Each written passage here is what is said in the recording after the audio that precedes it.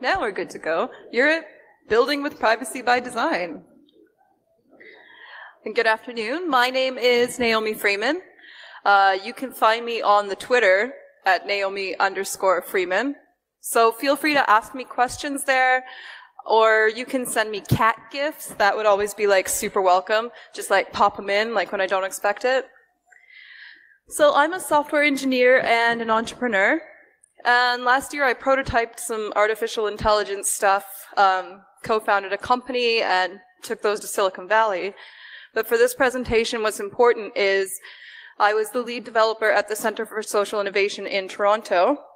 And I've also prototyped apps for major Canadian hospitals and international aid organizations.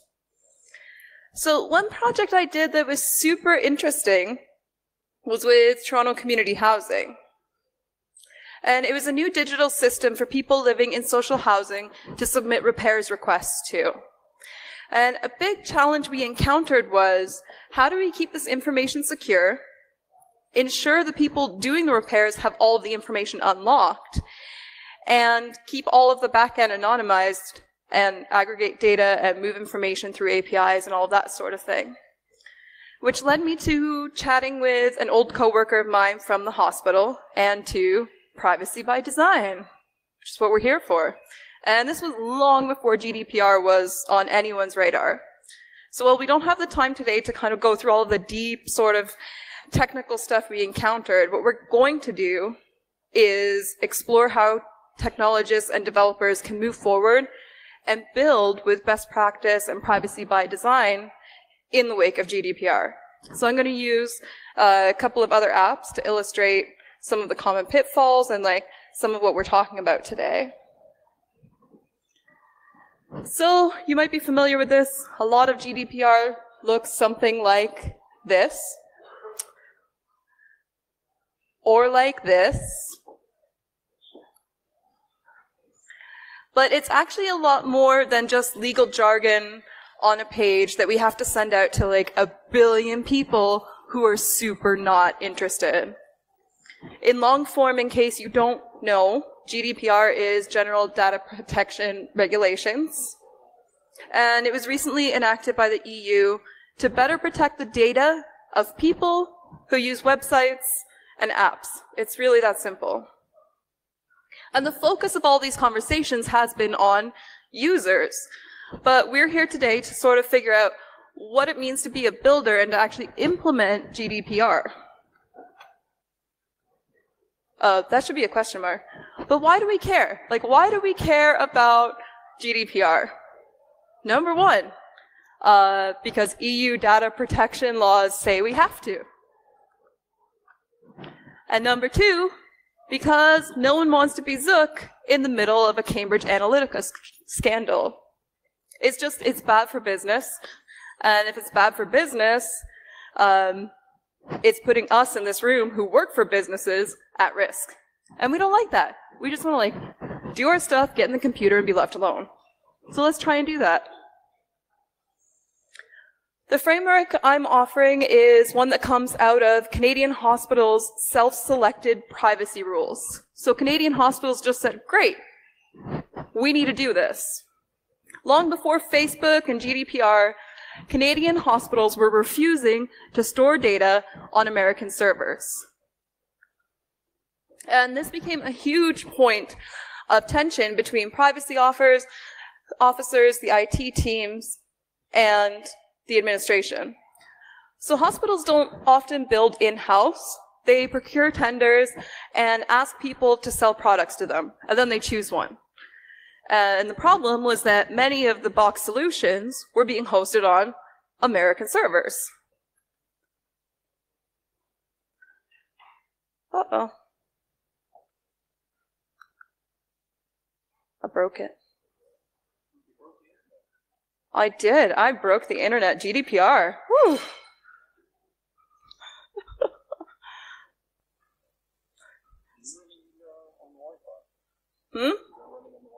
It's not doing a very good job on the Wi-Fi, that's for sure.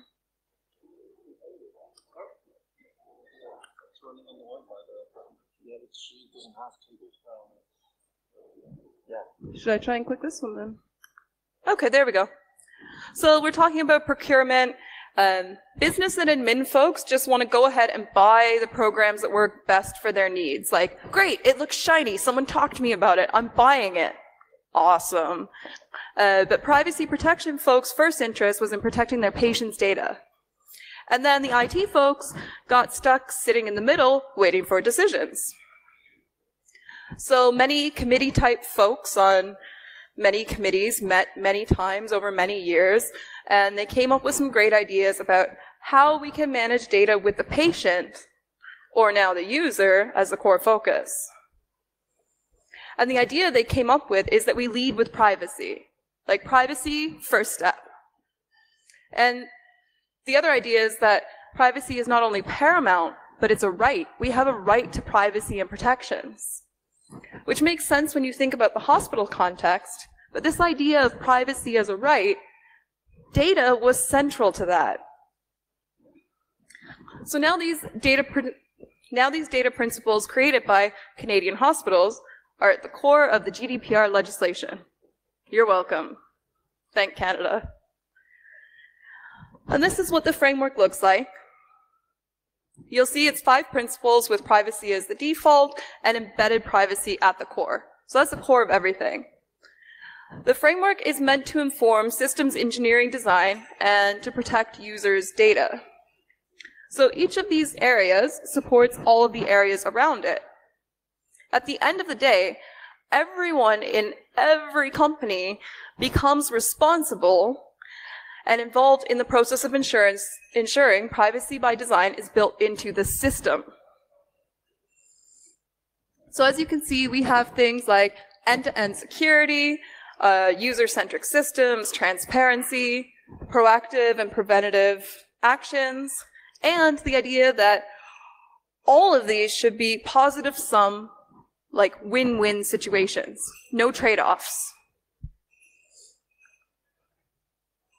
Privacy by default means for our users that they should be able to log into our system, never click anything, and their privacy and consent wouldn't be arguable.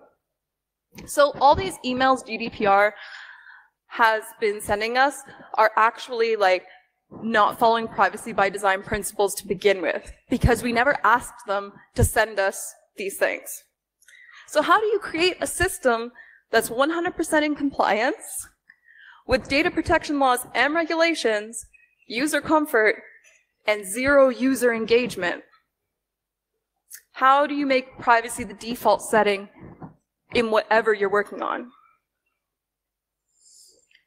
So like I said, first, you don't email and harass people. You keep a user's data in the system for a defined time period, and if they don't log in during that time, you inactivate the account. Second, you prepare your system with that annoying email for when they do log in. You know, they're going to roll out of bed and come back to you at some point, hopefully. Beyond that, we move to embedded privacy. That's the idea that privacy and privacy by default at the core, it's the whole entire system. You don't just like tag it on at the end. And even just looking at this completely non-realistic example, you can see how much more fragile the system on the right is compared to a system that is built with privacy as its very bones. It's a totally different setup. So with all of that in mind, I've downloaded a pretend app for you because conference Wi-Fi is great. And we've downloaded this app because we want to know the opening hours of a pub. So you've downloaded it, you've got no idea what information the app is keeping, or how, or if it's keeping any information. What would we be looking for next when we are in this app? I'd be looking for a settings page, which we're not finding here at all. And we're left in this app with no settings page and no idea what's going on. And the implicit message here is that we, the users, have no control over our privacy. There is an implication that downloading the app probably grants some kind of consent for data sharing, but we don't know what. And this isn't meeting any of our privacy by design principles. So if it did meet the privacy by design principles, what could it look like? possibly something like this. And I know we don't all love the Twitter and they do a lot of terrible things, but there's some great reasons that this page, and only this page, why it's working. There's individual consent options for everything. You can turn some things on and some things off. It's in plain English. If I have a question, how do I see my data? They helpfully have a subheader that says, see your Twitter data. Great. It's also really easily available from main settings screens where users already are. So coming back to our pub app, if we go to the account page to edit our profile and see if we can change our privacy settings there, we see this, which is super informative. We can only edit our name and our email address.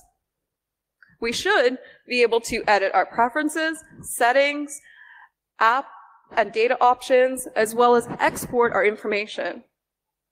So this again isn't meeting any of the principles. And all apps have to, even this silly pub app. So if we did update this profile page and make it great, these are some things to consider. So what data is actually essential to make the system go? Do you really need to know gender or sex? Do you really need to know someone's full name? If you could sit down and have only one piece of information that made your app go, what would it be? And you'd be surprised, it's usually not one of those two things. Once you have form fields, you need to send information somewhere and store it. So how are you protecting the information in transit? And do you need to separate the information to anonymize it? Which is bringing us to our next principle a little bit, transparency, both internal and external. In both cases, documentation is key, and you need to be able to explain what you're doing with information and why you're doing it. All of your practices can now be audited by the Gdpr, so good documentation of process is going to help you as much as it will help your users. As for your users, in order to collect data, they need to know in plain English what information is stored, why it's stored, if it's going to be shared with third parties, and who, which third parties. You also need explicit consent to do so, and you need options, we're back to options. You need options for them to opt out of any part of this. So coming back to our app, if we go back and go directly into the privacy policy link, surely this is going to help us figure out what's going on, right? And here we are. You can see it's a super blurry, like 5-page PDF from sometime in the 90s. And, you know, what are we missing here to actually make it useful? We've got no user controls. We've got no granular options. If we wanted to exercise control over our data, we'd have to write an email or like maybe send something in the post. I'm not really sure. I don't know how you would reach these people. So it's not transparent. It's not user-centric. It's certainly not user-friendly. And you're creating a time delay for the user that's unacceptable for getting help. So there's just many not great things here. Don't do this. Don't upload documents into your privacy settings. As for third parties, PayPal, this is actually from their page, and they do a great job. And it's a little bit overwhelming. I'm not sure why you would go in there, but we can. We can go in and see over 600 of their third parties and what type of thing they are, what kind of information they collect, and the purpose of why both of those things are happening. So this is really good. I would like it to be a lot prettier, but it's like a really good start. So the users need to know which third parties are necessary for the app and which ones aren't, on top of all that information. There's no distinction in our pub app between third parties whose services are necessary for transaction and those who aren't. So you might need PayPal as a necessary service to buy merch, buy a beer, something like that, but you probably don't actually need ad networks to make your app go, as much as the business team might think so. So one page that I did come across while writing this talk actually does a superb job of meeting the GDPR guidelines. And what we have here is we have plain English and a very obvious title telling us what this is about. We have options, we've got legal guidelines, we even have the consequences outline up front.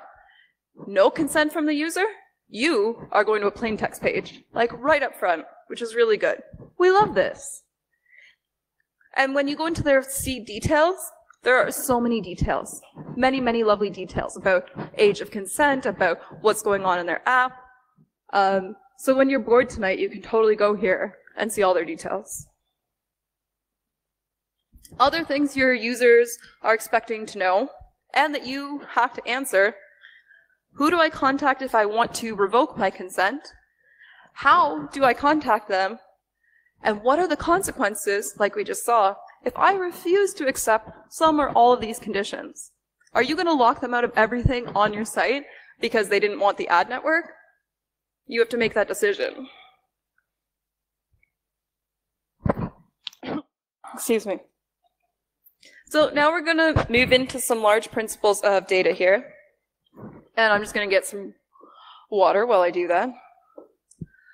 So core to the privacy by design paradigm is the right to be forgotten, the idea that data has a life cycle. In Canadian hospitals, this is 7 years. So some questions here to answer is, how long do you store your data and why? Government mandate is a really good reason. Because it was our best meeting idea, is not. And once you know, then document the policy, because we talked about that already. We need to make sure that we are taking care of data throughout the life cycle. So we're probably familiar with the data life cycle here. And it's just important to know that we need to conceptualize and execute at each of these stages, and that all of them are equally as important as any other. We also always need to know who's responsible for the data at each part of the life cycle. So you need to explicitly assign someone to each stage internally, managing customers wherever it is, and have information on where to reach them, like telephone number, email, probably not post, but you could. Along with each stage of the journey, you're also responsible for protecting the data, which is called end-to-end security. It's not enough to make sure the data is just securely stored. So how's your data being transported? How's it being collected? What else is being sent with it? As you know, data is more powerful when it's got other touch points. You don't want to create those touch points. We also have to be proactive and preventative about the protection of data. So let's get paranoid. What's the worst case scenario for your end user if there's a breach? In the pub case, maybe someone learns someone else is not where they're meant to be and there's a lover's quarrel.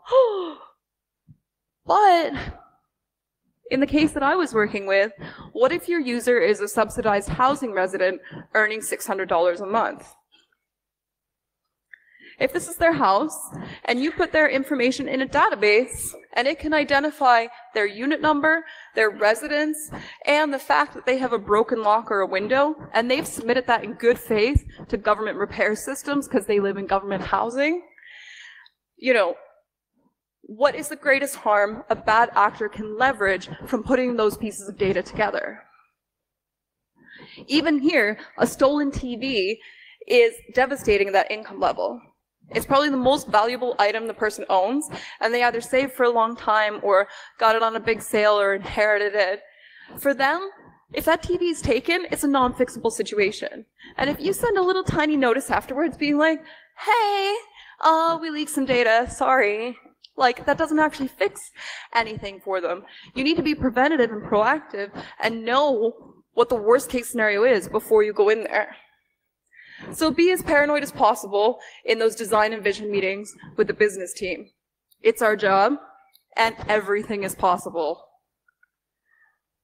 Coming way back to our pub app again, in spite of this super suspicious app, we're going to go down to the pub, and have a beer and check our emails anyway. So, you know, we're traveling and we don't know where else to go, so we're going to end up at this creepy pub. And when we get there, we try and get into the Wi-Fi, which looks pretty standard, which is problematic. There is a settings page just off screen, but it just provides links to those blurry legal documents that we saw before, which isn't helpful. So there's no settings, there's no options, there's no choices. This is not privacy by design. And they've set us up in this terrible situation. It's clear the only way we can ensure our privacy with this pub chain is to not use its app or its Wi-Fi at all. And this is a zero-sum dichotomy. One side wins, the other side loses. Privacy by design seeks to avoid this kind of situation. This app and Wi-Fi logins really left us in a pickle. We have no Wi-Fi and no beer, or we have great privacy, and we don't know which. So how can we possibly do all of the things we're talking about and meet our business targets? Because you know someone's going to come in the room and start that conversation. The final part of privacy by design is creating positive sum win-win situations. So everyone wins rather than trading off, which is tough, but we're all really, really smart, and that's why they pay us a lot of money. And it can be fun. It can be fun to work with weird constraints. I really, really enjoyed it when I was working with these kinds of problems. So at the end of the day, that's really why the EU is enforcing these GDPR rules for people like us when we show up at the pub. These kinds of decisions don't really impact big business day to day. The whole thing, this privacy by design thing, is vague enough that users don't really understand what they're giving up. Or if they do, accessing the Wi-Fi while they're traveling is much more important. So it's on us as builders and designers and thinkers of these systems to really make a change. And if the inspirational impetus isn't enough, failure to report within 72 hours any kind of breach will result in 2 to 4% of your company's gross annual revenue, or up to 20 million euro, being flushed down the drain and eaten by the EU. So, I mean, it might be great for fixing some potholes and things, but I'm sure we'd rather not. So I know it was a little bit quick today and a couple of really simple examples, but I just wanted to use some of these illustrations to show you really easy ways we can implement GDPR. Of course, when you get into things like data aggregation and APIs and anonymization, there's a huge amount of technical thought to be put into how those things can be separated and rejoined. And like the project I was talking about, there is a lot of that to consider. But first, we need to get the very first layer and the fundamentals going so that we understand what the goal is. Because it's not enough to just have really well encrypted data or know where you're storing it. It's all of these pieces having to come together in a really holistic way. And there's ways for everyone on your team to contribute. So thanks for listening. Here's some places you can reach me. And I'm currently co-authoring a book. I'm going to post some things about privacy by design, some blog posts. So if you check in there over the next few days, that kind of stuff will be going up. And I just wanted to wrap up and see if anyone had any questions about privacy by design, GDPR, any of that kind of thing.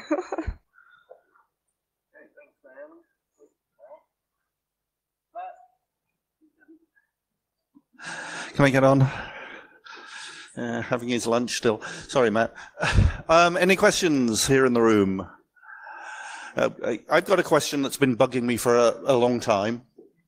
I do some work with a thing called InSafe, which is the European, it's kind of a European network of safer internet centers. A lot of the focus is on kids, but I was at one of their events recently, and I was talking about, the GDPR and if you go to something like, I read The Guardian to see what's happening in Brexit land, and you got the page you showed from PayPal, it takes you to that kind of page and shows you all the information, etc. And as a test, I just asked all of the people in the room, are they actually going to those pages and going through them and clicking on that stuff? And these are people that work in internet safety for young people and things. And everybody said no. They just say click and continue. So my question is, will it just become like the cookie? Well, it's like in Europe, you've got this, the EU had the cookie thing where you have to click to continue, yes, you accept cookies, or no, or whatever. Do you think that this will be the same thing with like this kind of compliance thing or on sites? And if so, how can we mitigate that? I think if companies did a good job, and they don't want to do a good job, they've forced us into complacency because they hit us with all of this information all at once. And it could be, I want a beer. It could be, I need to know if flamingos have toes. Like, whatever it is, we just want to move to that information fast, get what we need, and perform the actions that we want to do. And companies so far have purposely made all of it dense because they're taking our data to sell it. They don't want to make it transparent. And one of the core principles here is transparency. And privacy by design is built into GDPR. But what we've seen already from companies is them sending these emails, and so many of them done in so many of the wrong ways. And then when you land on their page, you can't even opt out. So they're not implementing it well. The one that we saw here that was sort of that clearer page, data, information, stuff. Read me. If you don't read me, you get a really boring website. If companies were compelled to do that, then we would be much more engaged with, where is my information going, and how do I stop that? But as you'll note, that was a public radio website. So they don't have any interest, I guess, in their business model in selling the data. So I do think if companies keep hitting us the way they have, for sure, we're going to just keep clicking through. But I think what the EU is trying to do is bring it to a place where we can actually look at it and be like, no, you don't get to know what lawnmower I bought. I think we're a long way from there, given how much damage companies have done so far. In the kind of case of The Guardian, and you're clicking through, it's The Guardian site you're visiting, and they're sending you off to investigate privacy policies of all of those companies. So it's like, finally, I just said yes, because fuck it, I'm not going to spend my afternoon reading privacy policies of the 600 companies that The Guardian are feeding me to. And it's on companies to be making these. If your 4-year-old can't understand the print that's in front of you, the company has not done this like according to the way they're supposed to do it. They're supposed to make it dumb, and they don't want to. Okay, great. Any further questions in the room? Okay, well, thanks very much. Thanks.